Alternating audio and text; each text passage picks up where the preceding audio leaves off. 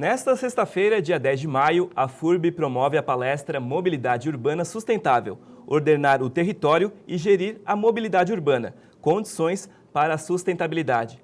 Um dos palestrantes é Fernando Nunes, professor doutor pelo Instituto Superior Técnico da Universidade de Lisboa, ex-secretário de Mobilidade da capital portuguesa e ex-conselheiro do Banco Mundial na área de mobilidade urbana. Fernando, bem-vindo, obrigado pela entrevista aqui na FURB TV. Um prazer, muito obrigado eu. Como é que foi a experiência em frente à Secretaria de Mobilidade? Quais eram os desafios e o que foi conquistado após a sua gestão? Bom, os desafios foram bastante grandes, nós estávamos numa altura complicada, porque lá os secretários são eleitos em Portugal, não é? Não é como aqui, o executivo é todo eleito e tem oposição dentro do executivo, que é a proporcional. Então, eu fiz parte de uma lista, de uma coalizão bastante alargada, em que eu pertencia a um movimento de cidadãos, não é?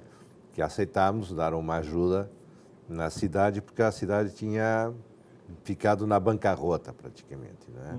E esse foi o grande desafio. O primeiro foi do atual primeiro-ministro, que na altura era o prefeito, foi de arrumar um pouco a casa, e fazer as coisas o mais eficientemente possível, porque a disponibilidade de recursos era muito pequena. E eu acho que isso foi uma vantagem. Hoje, olhando para trás, acho que isso foi uma vantagem, porque isso permitiu duas ou três coisas que eu acho que são importantes e que raramente, nesta pressão com que todos trabalham numa prefeitura, que tem, ao fim de 4 anos, é julgado por aquilo que faz, então tem uma preocupação enorme de concretizar o mais possível de coisas, não é? E muitas vezes se atropelam, não? Se fazem coisas que se atropelam umas às outras, que não são coerentes, que não... O fato de não haver dinheiro para investir nos primeiros 2 anos de mandatos, eu só começou a haver no terceiro, foi importante porque isso obrigou a pensar as coisas de forma a obter o máximo de sinergia possível entre os vários setores. Por exemplo, eu na altura tinha também a parte de obras, não é? Se vou fazer a reforma de um pavimento, né, que estava velho, com buraco, bom, então eu vou falar com os colegas da água, do saneamento, faço logo a calçada já própria para acessibilidade para todos, está vendo? O mesmo projeto, que antes era apenas um projeto de repavimentação sem mais nada, ele é transformado num projeto agregador de várias intervenções que depois terminam com um valor final mais barato do que fazendo tudo parcelado, não é? Bom, esse foi um aspecto. E o outro, a questão importante, porque nesse mandato nós tínhamos a maioria no Executivo, mas não tínhamos a maioria na Câmara de Vereadores. Tá?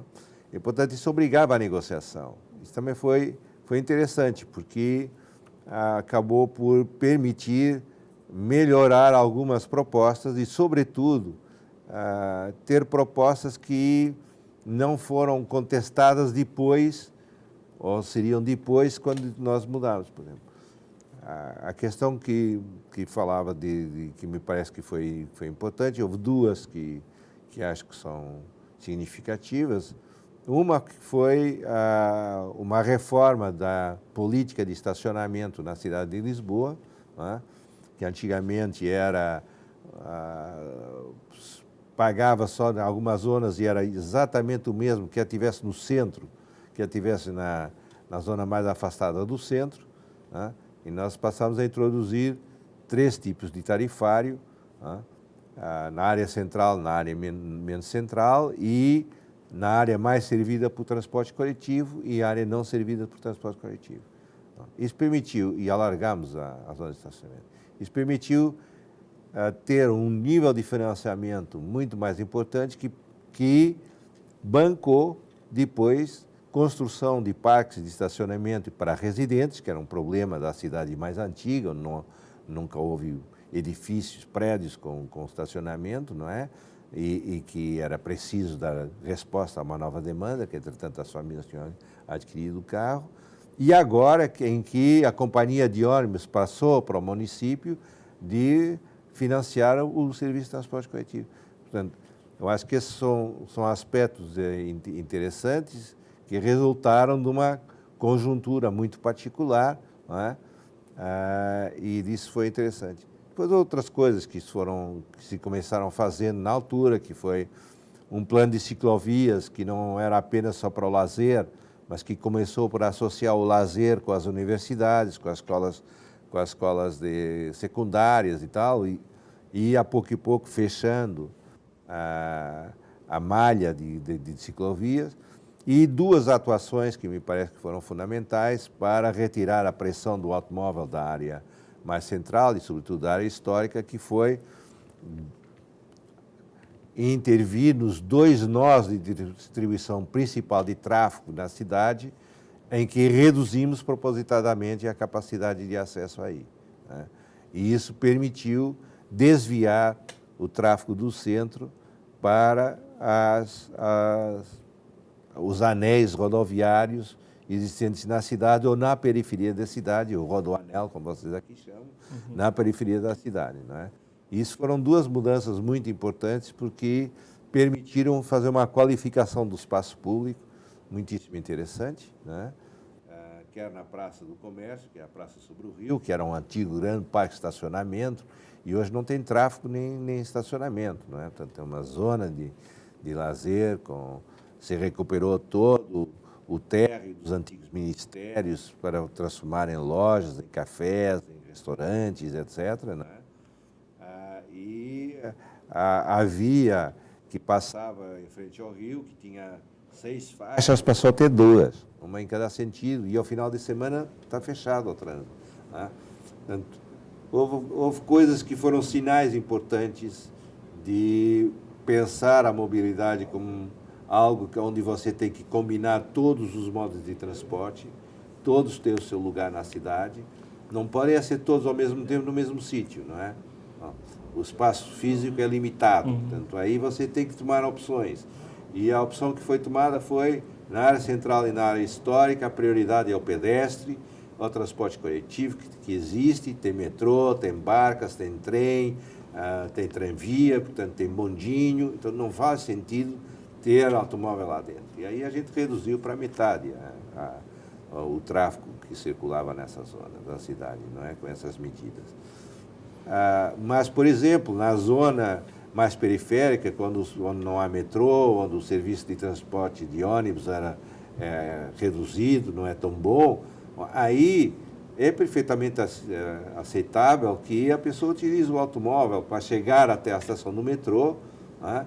Aí parqueia o seu carro e foi introduzido um sistema combinado de tarifa em que você estaciona e se pegar o transporte coletivo só paga metade do estacionamento e só paga 60% do transporte coletivo. Apesar de ser capital, Lisboa tem um pouco mais de 500 mil de habitantes, né? Se Lisboa pertencesse a Santa Catarina, por exemplo, seria a segunda maior cidade do estado. Dá para usar o exemplo da capital portuguesa, a realidade portuguesa, com o nosso exemplo aqui catarinense, em especial a região de Blumenau, professor? Acho que sim. Aliás, eu acho que essa iniciativa aqui da FURB foi muito, muito interessante. Era uma reflexão que eu e o professor Assíris, da Federal de Santa Catarina, já vinhamos fazendo há algum tempo, de que todo mundo fala muito e é muito influenciado pelas discussões, pelos projetos, pelas ideias das grandes cidades, das grandes metrópoles, 10 milhões de habitantes, cidades de 4 milhões, coisa assim, quando os problemas que se vivem nessas cidades médias que estamos falando, entre 500 mil, 2 milhões de habitantes, áreas metropolitanas de 1 milhão a 5 milhões, são completamente diferentes das outras, não é? 2 milhões de habitantes, uma área metropolitana, 3 milhões, é muito diferente do que é um São Paulo com 18 milhões, ou o Rio com 12, coisa assim do gênero. E não havia reflexão, nem havia transmissão de conhecimento, nem de experiências nessa escala de trabalho, né? né, nesta cidade intermédia, nessa cidade, onde há duas vantagens que eu acho que são fundamentais para quem trabalha nesta área. A primeira é que é mais fácil articular o planejamento urbano e o território com a mobilidade, com os transportes, né? Coisa que numa grande área metropolitana de dezenas de milhões de habitantes, aí você pode, só que o investimento é completamente diferente, você está a trabalhar num outro tipo de proposta de infraestrutura, de investimento, de coisa do tipo. Aqui não. Aqui está numa área que é manejável, não é? Com pequenas medidas você consegue fazer esse tipo de articulação. Esse é um caso. O segundo caso é de que é mais evidente a necessidade de você articular os vários modos de transporte, né? Você percebe a interdependência e você percebe que se não criar condições de mudança de transporte fáceis, não penalizadoras, mesmo inclusive em termos tarifários, não é? Você tem uma quebra muito significativa na utilização do transporte coletivo. Por exemplo, em Lisboa, nós fizemos pesquisas em que a introdução de um transbordo leva a perdas na ordem de 15% a 20%.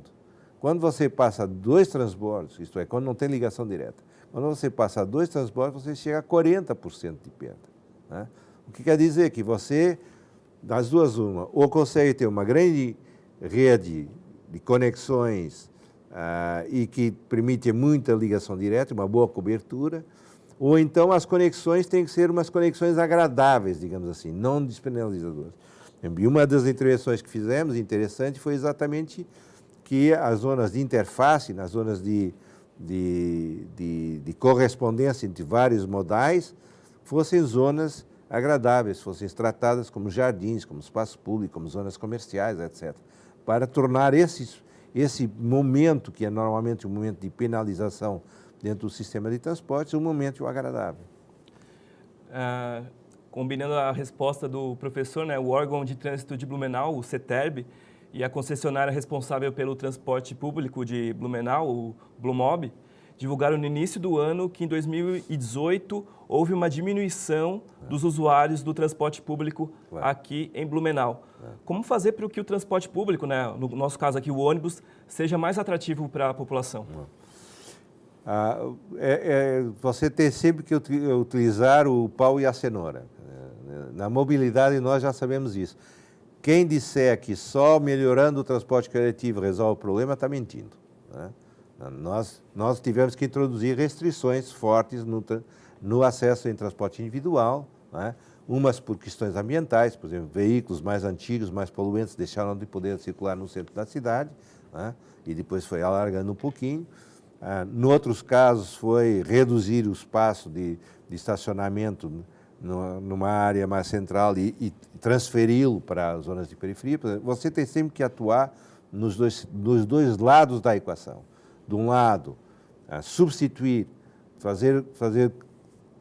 tornar claro ao usuário que tem uma alternativa, mas, ao mesmo tempo, ter uma restrição do uso do automóvel em certas áreas, não é em todo lado, tem que ser bem selecionado, sobretudo para que seja claro também os benefícios que se retiram dessas restrições. Uma coisa que foi muito evidente para as pessoas foi nós introduzimos aquela redução de faixas,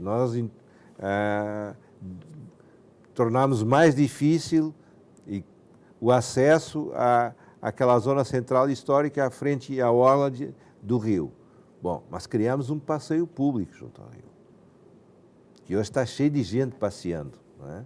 Criamos uma praça que tem restaurantes, tem cafés, tem museu, tem não sei o quê, criou uma vida diferente. Portanto, as pessoas perceberam que tinham sido prejudicadas na sua opção individual pelo automóvel, mas que, por um lado, tinham alternativa em transporte coletivo e, por outro lado, tinham ganho um espaço de lazer junto do rio, que é muito bonito, que é muito agradável em todas as cidades que têm uma frente rio, não é? E que antes eram estacionamentos e que eram um viário com volumes de tráfego muito elevados, não é? Ao mesmo tempo, você tem que criar, de fato, alternativa. Você não pode estar batendo no automóvel sem criar alternativa às pessoas. A cidade hoje vive do movimento, né? Se não se faz de uma forma, tem que ser feita de outra, né? E aí houve um investimento não tão grande, porque na altura o transporte coletivo não dependia do município, agora já depende, né?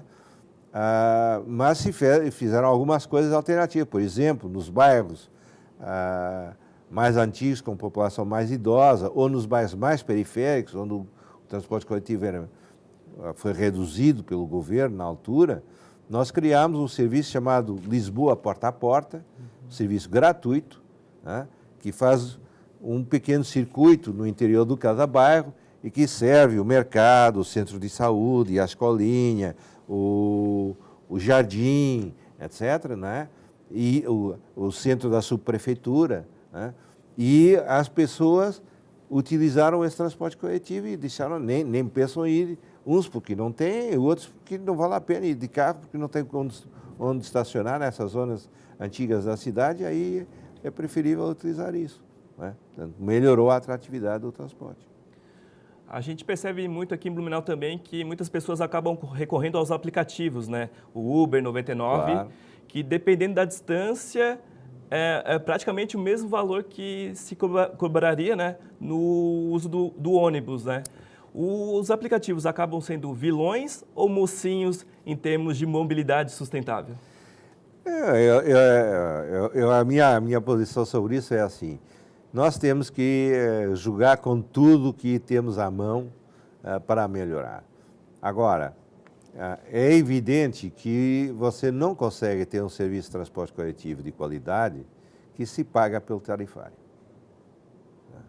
Em lado nenhum do mundo isso existe.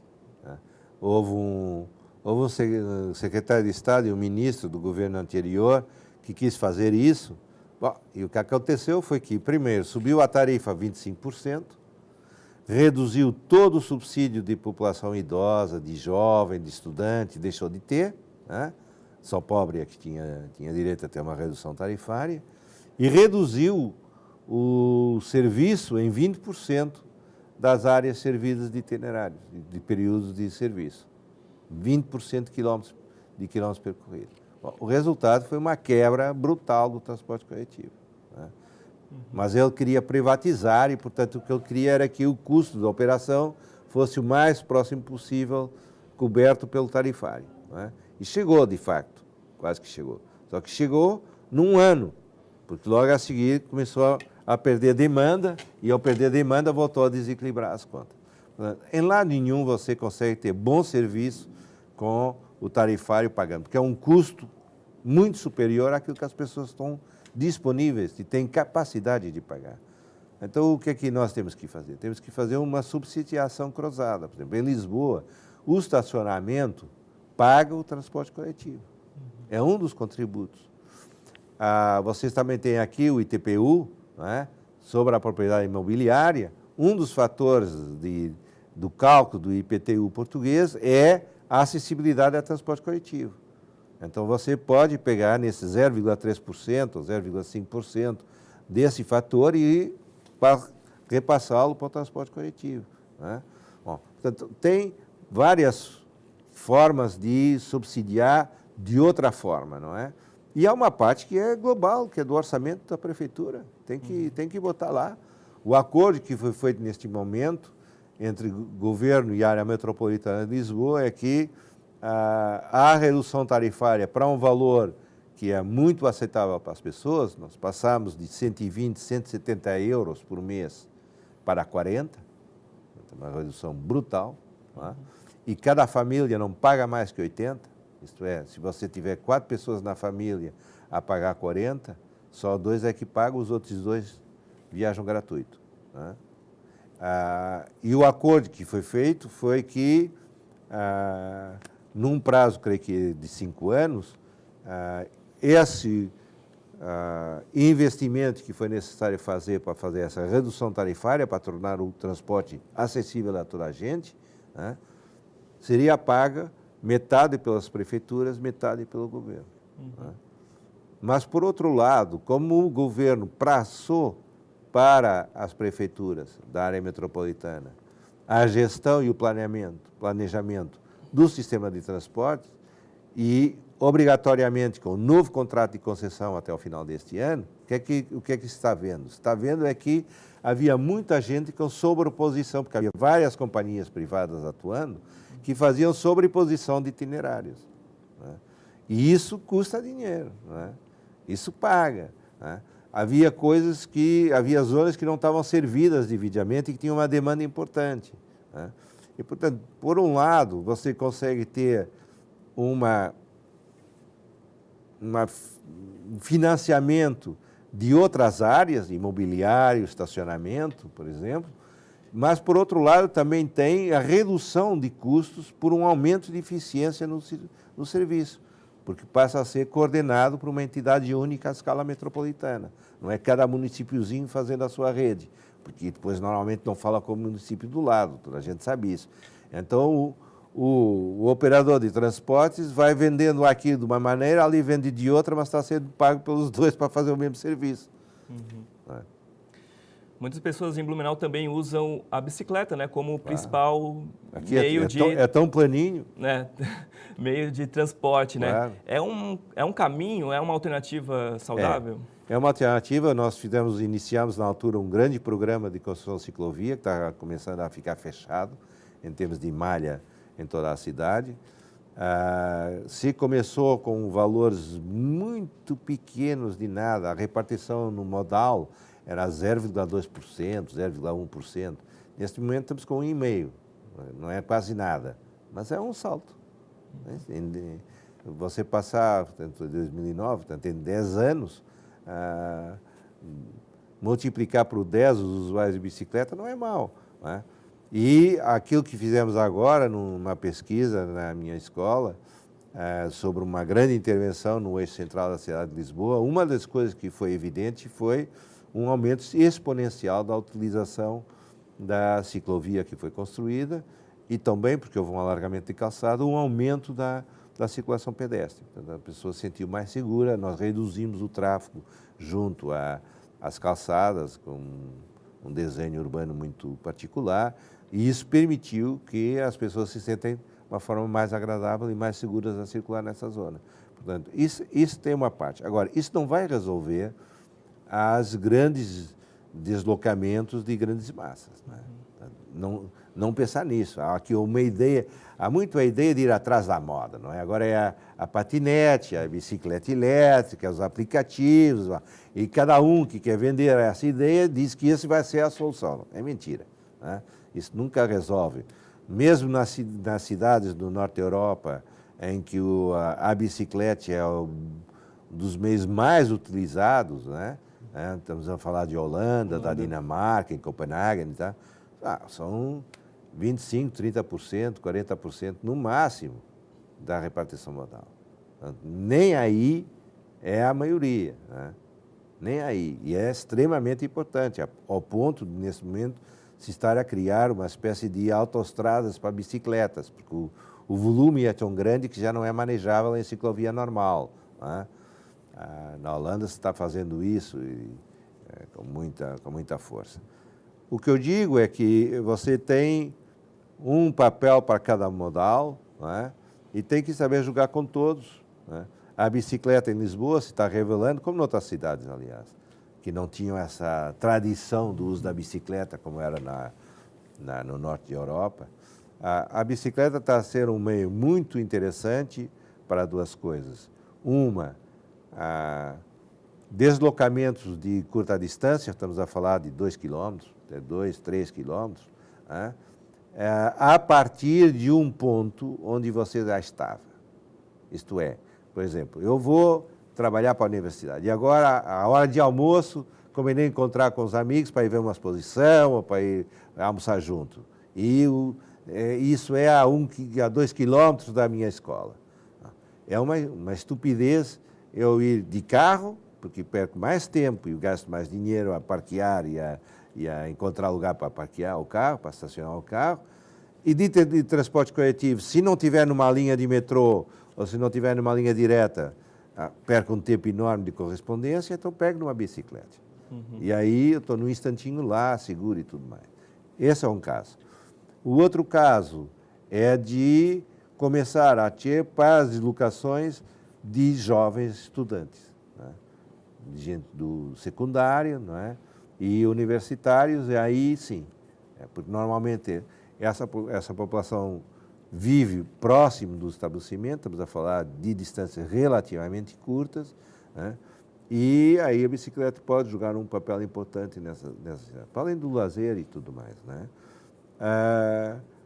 Outro aspecto importante é que deslocamentos até 600 metros, 800 metros no máximo, seja possível de fazer a pé, né? Nós medimos, em pesquisas estão medidas, quando você num centro comercial, num shopping, né, você anda em média à volta de 1 quilômetro, né? Em média. Então, por que você não pode andar 600 metros numa cidade, né? Agora, tem que criar o mesmo tipo de ambiente seguro, atrativo, agradável que você tem no shopping, né? Mas isso é possível fazer, né? Se eu desenhar, é possível fazer. Então, é um pouco aí, não é? Depois utilizar. Em relação aos ônibus, os ônibus, a atratividade do ônibus passa por fatores muito conhecidos. O primeiro é a acessibilidade ao ônibus e a sua manutenção e limpeza. Eu não aceito, cada vez menos as pessoas aceitam, mesmo quem era pobre, assim que melhora a sua condição e bem, exige um tratamento diferente, não aceita ir para um ônibus que tem só fumaça, que tem que subir 3 degraus para chegar ao banco, o banco está todo esfaqueado. O que é isso, né?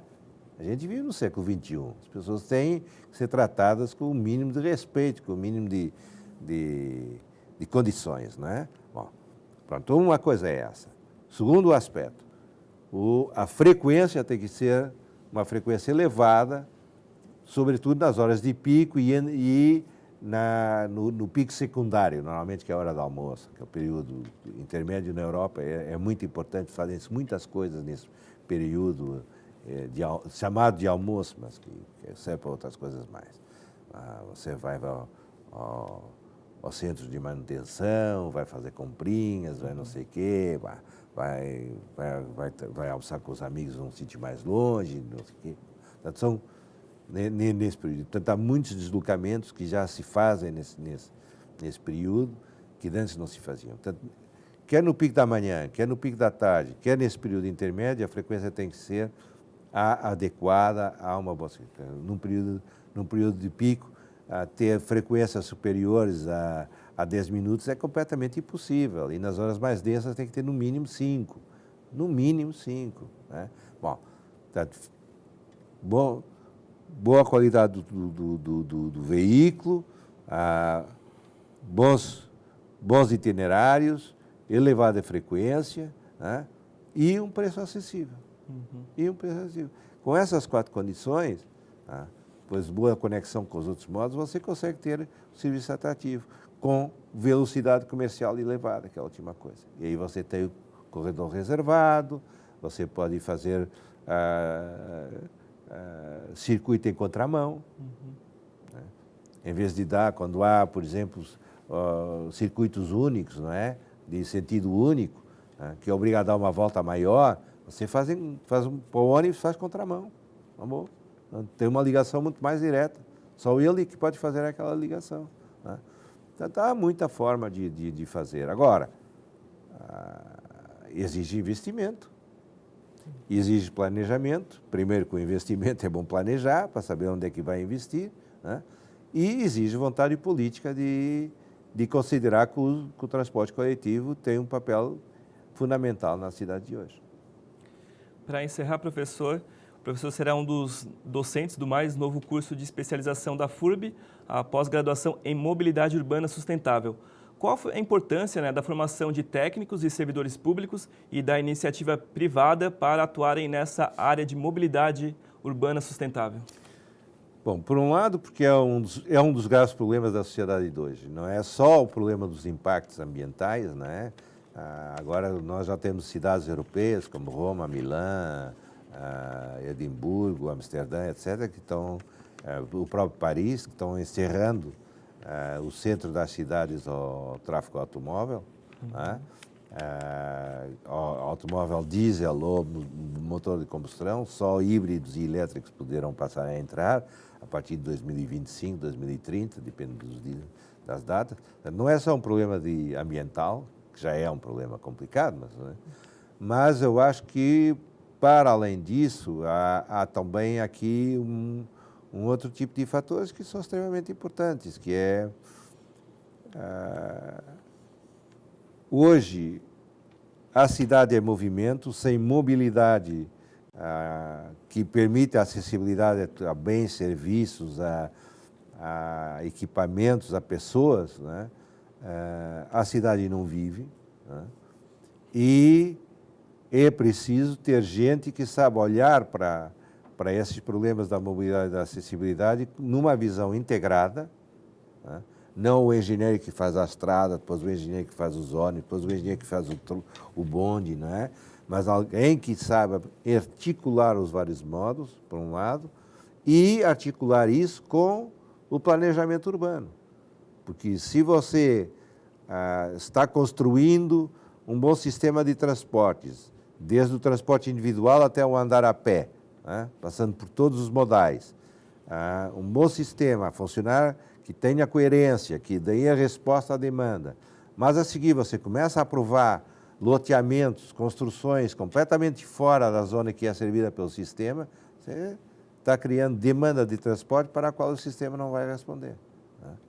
Então, é importantíssimo articular essas duas componentes. E uma das coisas, aliás, o tema da minha fala é exatamente essa, é mostrar como é que em Lisboa se tentou, como com muitos erros no passado, mas pelo menos se tomou consciência dos erros anteriores e que se começou a criar novas soluções para minimizar os efeitos negativos e para potenciar os aspectos positivos da articulação entre os transportes e o planejamento urbano, né? E isso é muito evidente nas cidades de escala intermédia, né? Aí isso é muito visível, porque as intervenções são imediatamente visualizáveis em termos dos seus aproveitamentos, né?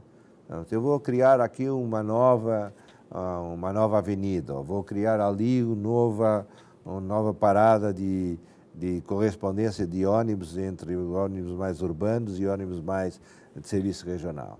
Eu consigo visualizar um desenho urbano onde posso ter uma zona comercial, onde posso ter uma zona de escritórios, onde posso ter uma zona habitacional. E aí, uma universidade como a FURB, eu acho que teve uma visão muito interessante, que foi perceber que não tinha que competir com as universidades das grandes metrópoles que estão a trabalhar num outro tipo de escala, não é? Mas que havia aqui um campo de intervenção muitíssimo vasto, porque a grande maioria do Brasil urbano é deste tipo de escala que a gente está falando, para o qual não havia ninguém que estava muito preocupado, né? E o que acontecia é que iam buscar consultores que vinham dessas grandes cidades, dessas grandes metrópoles, com as soluções para esse tipo de coisa e que depois nunca aconteciam, porque queriam fazer um BRT a qualquer preço, ou faziam um tramvia, ou fazer isto ou aquilo, ou queriam fazer pista ciclável por tudo quanto é lado, ou queriam fazer zona pedestre no centro, etc. Bom, e nessa escala essas coisas são muito mais delicadas, é muito mais um trabalho de acupuntura, um trabalho de serzir, de cozer o que existe, do que vir com grandes soluções que depois são bonitas para você fazer cartaz para captar voto, não é?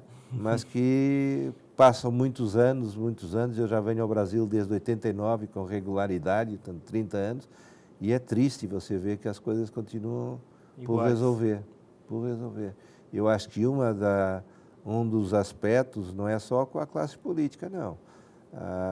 nem com os cidadãos que votam nos políticos. Tem muito a ver também com os técnicos. Nós também ajudamos a isso.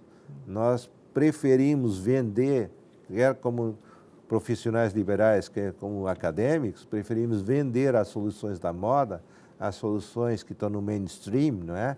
Aquelas que são postas cá fora pelas grandes universidades, grandes pensadores, do que olhar para a realidade concreta em cada sítio, não é? E saber adequar aquilo que são os princípios, as orientações, os objetivos, à realidade concreta, os meios possíveis de mobilizar, a capacidade das pessoas mudarem, porque isso não se faz sem mudança das pessoas. Muito obrigado, professor, pela entrevista e sucesso amanhã na palestra. Muito obrigado a vocês e todo sucesso à vossa universidade e a esta iniciativa muito interessante e muito promissora. Lembrando então que a palestra Mobilidade Urbana Sustentável acontece nesta sexta-feira, dia 10 de maio, no auditório da ANVI, que fica na Rua Alberto Stein, em frente ao Parque Ramiro Ridger, a partir das 9 horas da manhã. A cobertura deste evento, claro, você acompanha aqui na FURB TV. Até a próxima!